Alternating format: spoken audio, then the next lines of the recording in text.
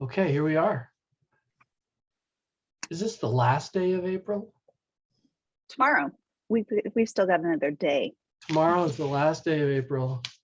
And interestingly enough, our April haiku, our March haiku was recorded in April, and our April haiku is recorded in April. So we're sitting here with a watchmaker so we can bend time to our will. No, that's good planning on our part. Good planning. So here we go. I've got our stuff lined up. Anything words for the good of the world before we get started? No. Fun. I tell you, I just had fun reading haikus this month. Let me see if I can pull this up. We say that every month, and it's true every month. I love each of the haikus. I think how well they go together. Yep, and it's wonderful to be here with you both again. And guess what? 2 years. 2 years of taping. 3 years of doing this. It's amazing. And Crazy. That's crazy. And I still only met you once face to face. Unbelievable. We need to have a haiku gathering, somewhere in the middle of the country. All three of us converge somewhere. Right. We'll have a haiku conference and have haiku writers from all around the world come and visit us in lovely Ohio. Yeah. So 2 years. That's really pretty amazing.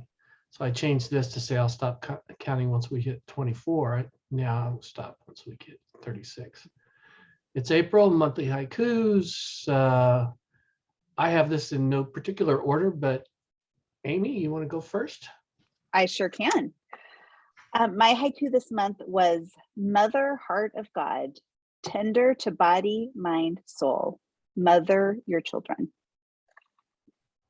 Then the photo behind it. I don't know how you did that, but boys.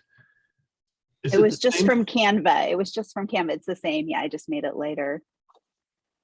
Beautiful. Amy, did they have an attribution? Do we know who did the art? No, I don't know. It was just on the Canva website. Yeah, it's really, really beautiful. Isn't that gorgeous? Yeah. Mm-hmm. It looks kind of like a Chagall or something like that. It's this beautiful stained glass kind of thing. Yeah. Well, Davin, you go first? Yeah, sure. Okay. I teach at a Marianist university. So we take the Mother Heart of God very seriously. Marianists, members of the Society of Mary, a religious order in the Catholic Church, Roman Catholic Church. Marianists take Mary, the mother of Jesus, as a model of service and devotion to God, especially in the way that Mary was ready to say yes. Yes, not simply to the unknown burdens and joys of motherhood, but also with such enthusiasm for the new path presented to her at such a young age. The lived reality of what we call the Marianist charism is to live and educate for adaptability and change. We talk about it all the time. To move forward with enthusiasm into new and uncharted areas. To forsake hierarchy as a constraint. To see leadership as a process of discerning gifts, developing gifts, and deploying gifts. And to engage each other with a family spirit. Literally, these are things we talk about at the university all the time. There's certainly tremendous tenderness involved in this vision of mothering. But there's also a great deal of responsibility, a great deal of heavy lifting. Regardless, it is an authentic and powerful framework for shaping one's vision of how to live, to learn, and to lead.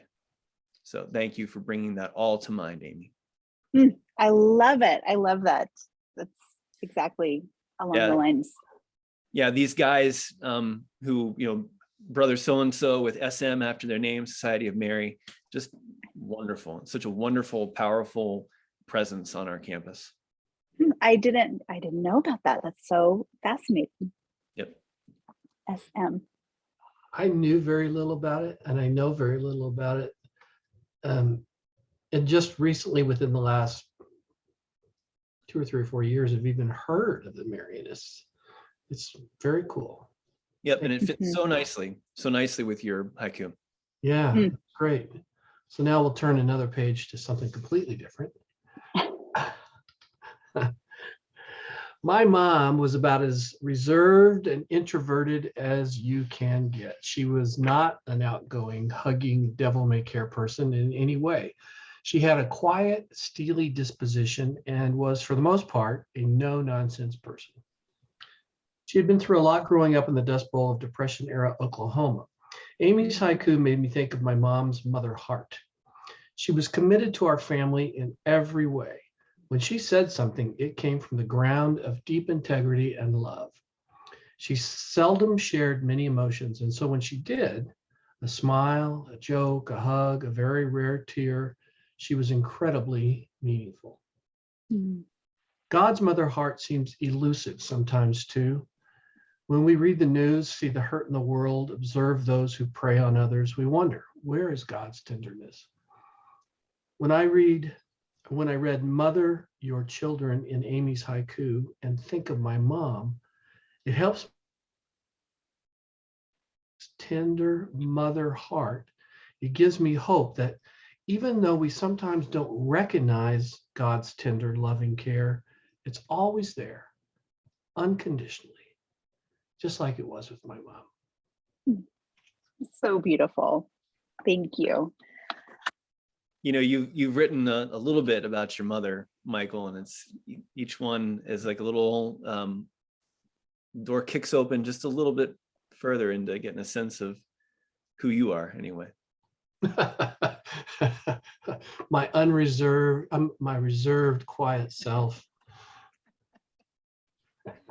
There might be some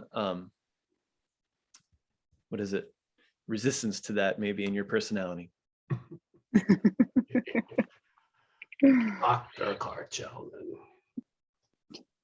I love Come it. sit on the couch. You've got one right there. That's a bad. All right. This was mine. What happens when we change the words we use to refer to God? What changes when we refer to God as mother? What happens when we perceive God outside of gender at all? How does language shape us? These are the questions I've been asking myself and others over the past few months. Words matter.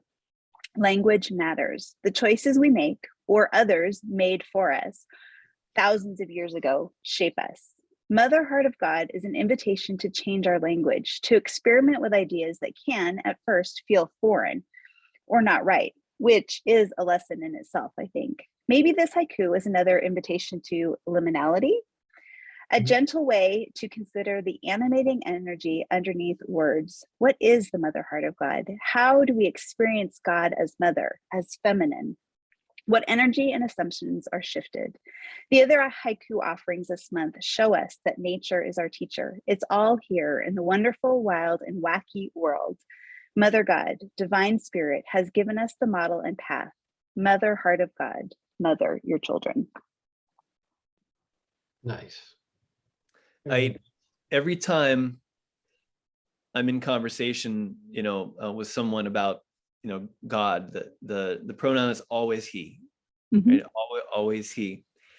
And when I'm comfortable with somebody in that conversation, I'll often just use she, and not even really call attention to it, just to see what happens. I mean, I've been thinking about it a ton in terms of becoming a spiritual director and the image of God and how it shapes us. So I love that. And it causes people to be like, I've had people tell me, well, God's male. And I'm like, tell me where, show me that. How did that happen exactly? Yeah. I'm in I guess you can call it a book discussion group, but we discussed a book for a year and now we're discussing a second book. So I guess it's kind of becoming a group, but they're all women except me. And the first one we discussed was Mirabai Starr's book about the women mystics. I love that. Isn't that wonderful? Yes, And, it's such and a now good we're book. reading Mirabai Starr, Julian Norwood translation. I love that too. Yeah. Yeah. And what she does really well is she puts things much more in the feminine perspective, which is it's just so great. It's just fabulous. And so I had already read part of her. Well, I've read books of hers already. I've got some on this bookshelf right here, but she's pretty amazing. Mirabai Star. Anyway, enough of that. Mother. Let's see what's next here. Davin, you want to go next, or would you rather go last? Doesn't matter to me. I'm happy to go next for sure. Isn't that a beautiful picture? My goodness. So beautiful. I did not take the first one. I did take the second one, which is the less beautiful of the two, as you would expect. No, but they both have their own beauty for sure. Judgment is not a quality that goes well in this group of discussion. Does judgment have an E or does it not have an E, right? Everywhere you look, it's something different. Judgment is such a squirrely word. It can have an E or it cannot have an E. It's your choice. That's what I've been told. Whatever you judge to be correct. That's right. I think choice is an illusion here. All right, so liminality. Morning walks before the sun. Nature's song resounds. And I'm just looking at that picture. Is this from your morning walk? So that's, I'll talk about it in my Haibun. Okay. That's on somewhere in Iowa. I really can't tell you where. And not because I can't, I mean, not like if I tell you I'll have to kill you kind of thing, but I can't because I didn't know where we were at the time. So we're somewhere in Iowa. So Nice. Whoa, I didn't want to do that. Shoot. I wanted to stop share. I just published that post. Okay. That's fine. Do you want me to go? That'd be great if you would go. Thanks. Sure. Each day there are thresholds, spaces between night and day, day and night. We walk through threshold spaces with each doorway we pass through. Daily, hourly, our bodies move through liminal spaces, past and over thresholds. Life, all day, every day, teaches us how to change, transition, and move from this to that, from here to there with ease and grace. I wonder if this haiku is a roadmap, not to, but through liminal spaces. Do we learn how to navigate and accept the big changes through daily morning walks through liminality? Does the song that nature resounds, plays again and again and again, teach our bodies and our minds, if we let it, how to change, how to see beauty in the spaces between? Morning walks with the rising sun show us how light changes, temperature changes, shadows change, birds wake up. Flowers, if we are patient enough, will lift their heads and turn towards the sun. Nature's song resounds over and over through the ages. It's ours now. Are we listening?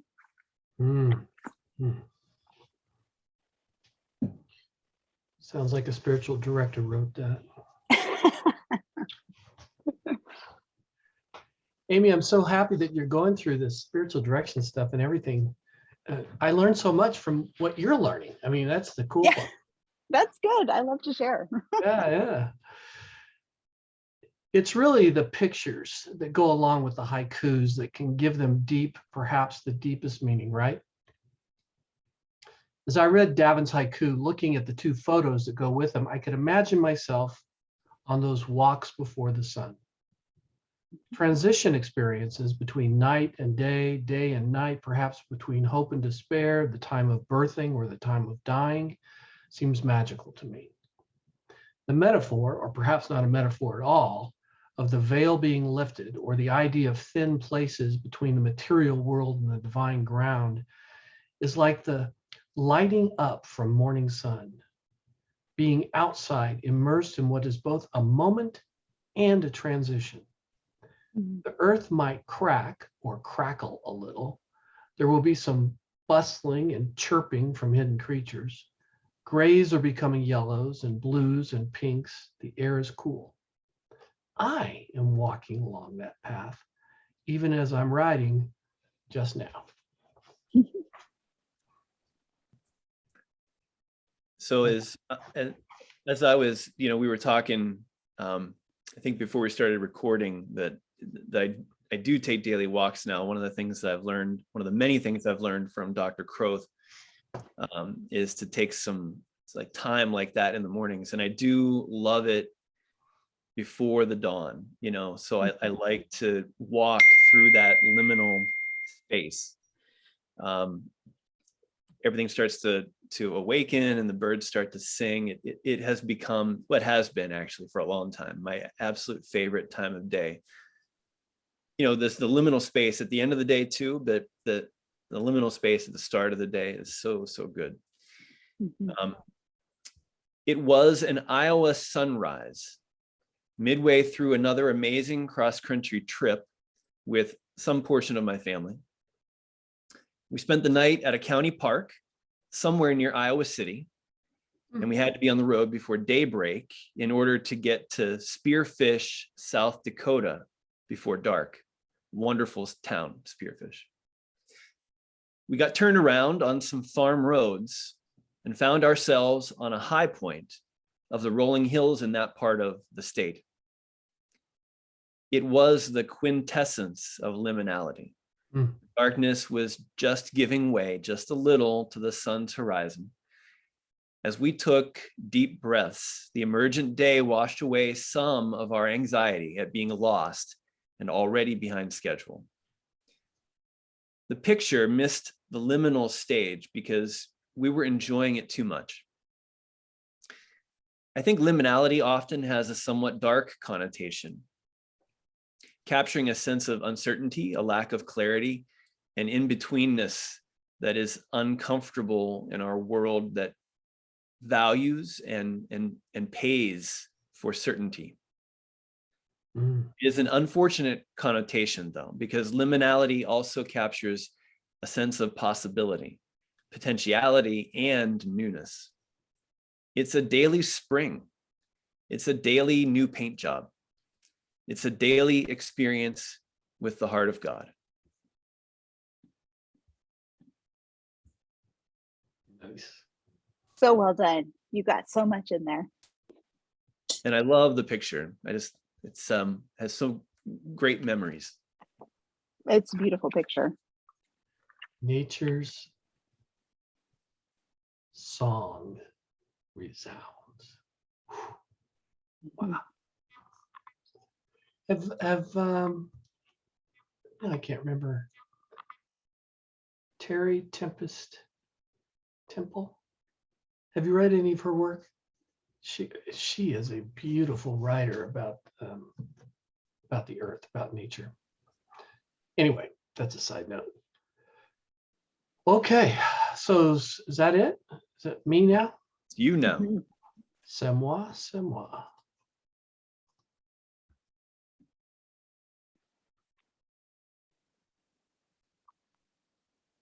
Isn't that pretty? Mm-hmm. But I like this one better. That's my judgment. Mm-hmm. Now you painted this one, right, Michael? I did. Is that your handwriting too? It is. Nice. So good. Haiga. I'm working on Haiga. So, which is haiku for the words, Haiban is the narrative, and Haiga, I'm probably not pronouncing it correctly, is the drawing or the picture, or the illustration. So tiny green buds bud on otherwise barren trees, neighborhood paint job.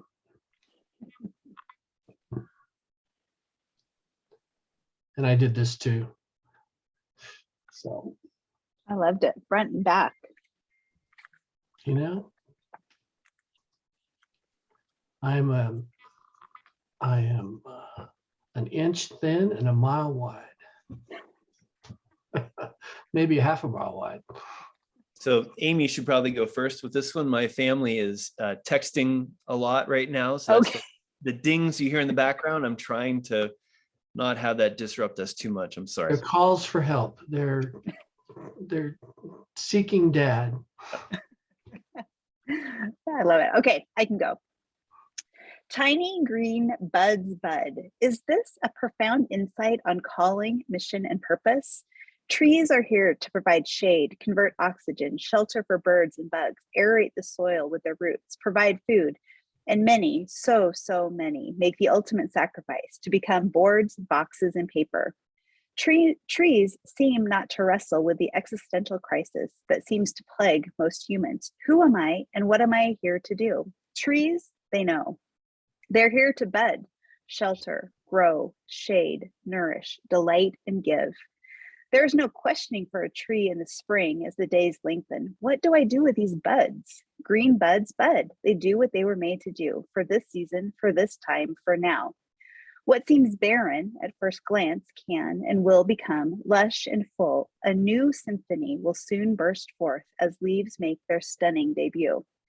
The trees live with us, not hiding their form and vulnerability or their gifts and beauties. They live like their lives with wide. They live their lives like wise guides in every neighborhood. If only we have eyes to see and hear the wisdom they whisper and the evidence they show. All right. You know, I've heard that phrase, I think my whole life in church, you know, if only we have, you know, eyes to see and ears to hear.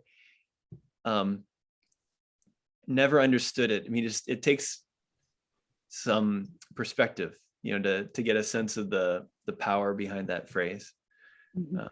Yeah. You have to have eyes to see it. Yeah. You know, and as a kid, you hear it and you think, what does that mean? You know, I've got eyes. Okay. All right, my turn.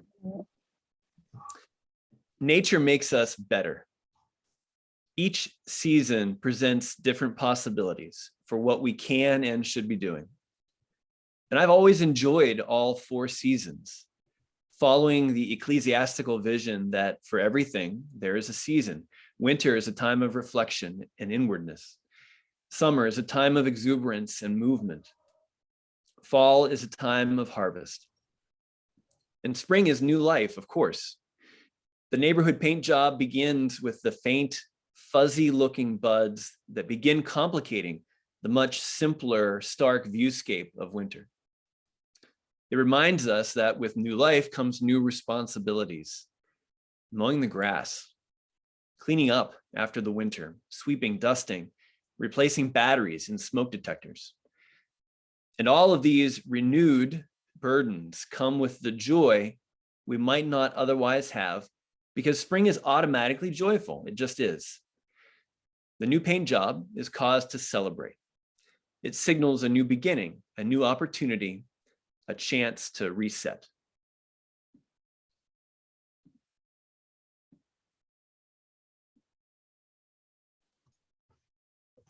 Nice. So good. Yeah, thank you.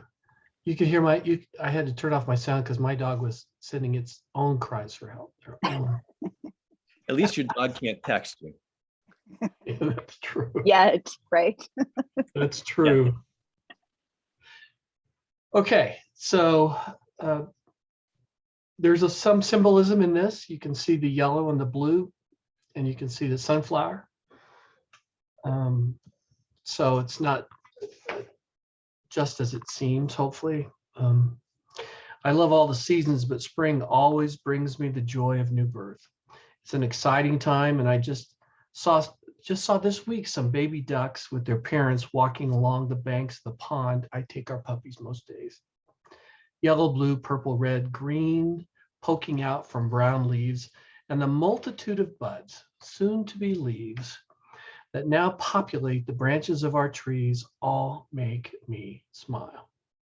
The warmth of summer with these leaves, summer shade is just weeks away. And in the meantime, the crisp spring days are cheery and bright, even more so because they are interspersed between gray, windy days, as Amy knows here in town.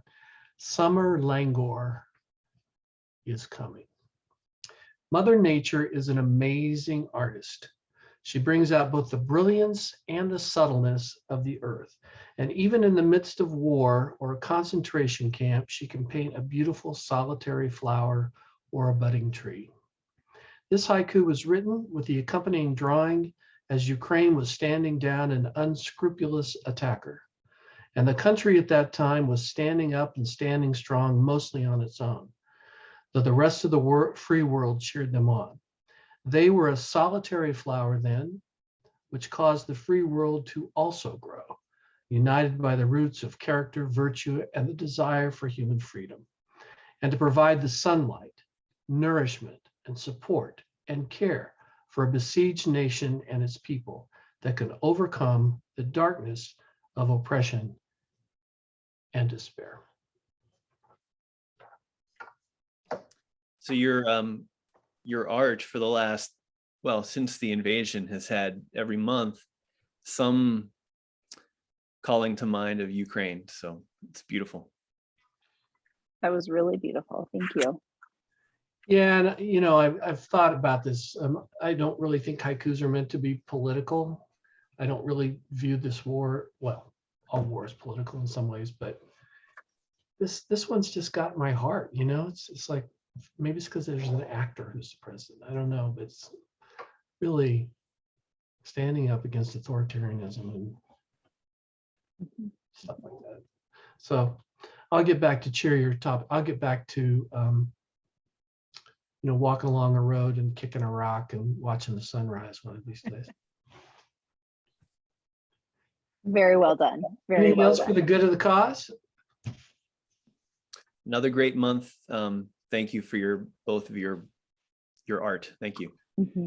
Hey, encourage everybody that you know, and anybody watching this, if you read our book, please put an Amazon review up there, because we haven't gotten very many, and yet I know a lot of people have been reading the book. So, okay, see y'all next week or next month. Yeah, thank you both. Bye-bye. Thank you.